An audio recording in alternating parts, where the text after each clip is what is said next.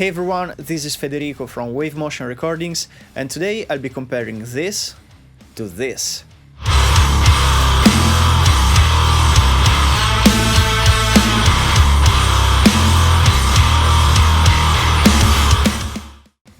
So this is the brand new heavy pedal plugin by Audiority. It's an analog model simulation of the Boss HM2, which, as I'm sure you know, is the pedal that defined the sound of Swedish death metal.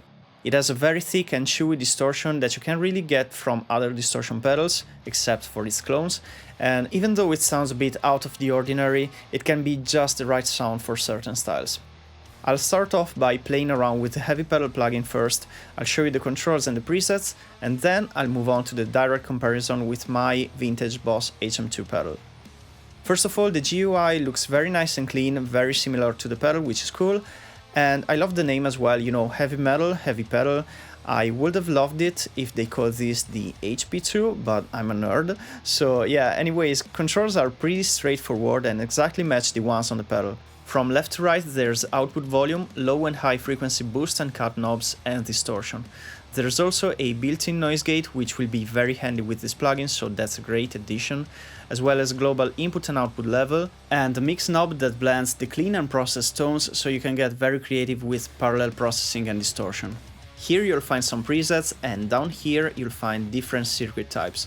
They all sound different, some of them are closer to the real thing than others, and I'll go through all of them in a second. So Luca from Audiority, who was kind enough to let me beta test the plugin, suggested to try this with a JCM style amp on the verge of breakup, so that's exactly what I'll do. I'm running the plugin into the stock Cubase Marshall style amp sim. I usually use my Kemper for Marshall style tones, so I don't have a fancy Marshall amp sim, but I wanted to keep it simple for the test. And the IR I'm using is the Mesa 4x12 from the Zeta Impulse pack, which you can download for free by following the link in the description.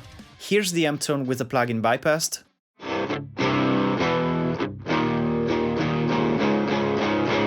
And now let's see how the plugin sounds.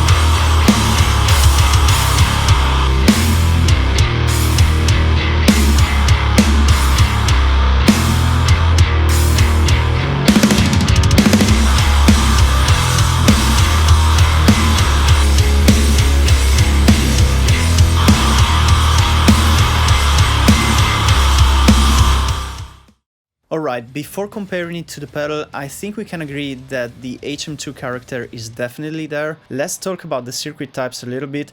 I think that's a very interesting feature, and it might be a bit confusing because, you know, you don't have all these options on the hardware pedal, but it just has a lot of sonic possibilities. The default is the one they originally created for the plugin. 808 is a brighter version with less distortion. MIJ has a thicker, very distorted tone. Swede has more low end, but still lots of gain. Wampler and Z have two completely different tones. The first one has lots of low end, while the second one has just a unique mid-range character.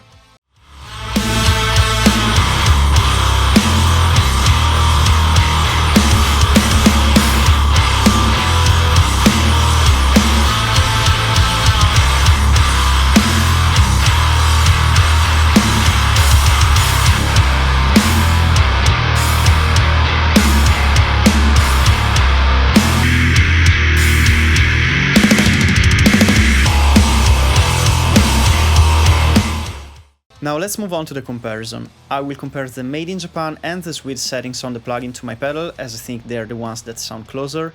I'm just gonna max out every knob because if you're watching this video, you know that's pretty much the only setting this pedal is known for.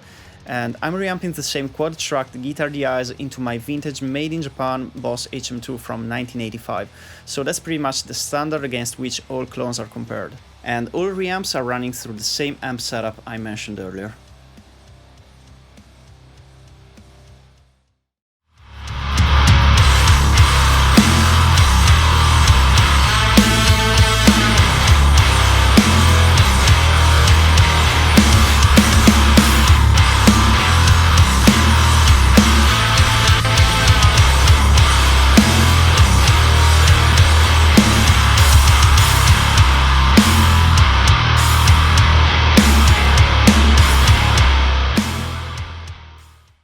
Alright, so it didn't sound exactly the same, right? The general character is similar, however the plugin sounds more extreme and scooped to me, whereas the pedal sounds a bit more natural. So let's compare the Swede preset instead.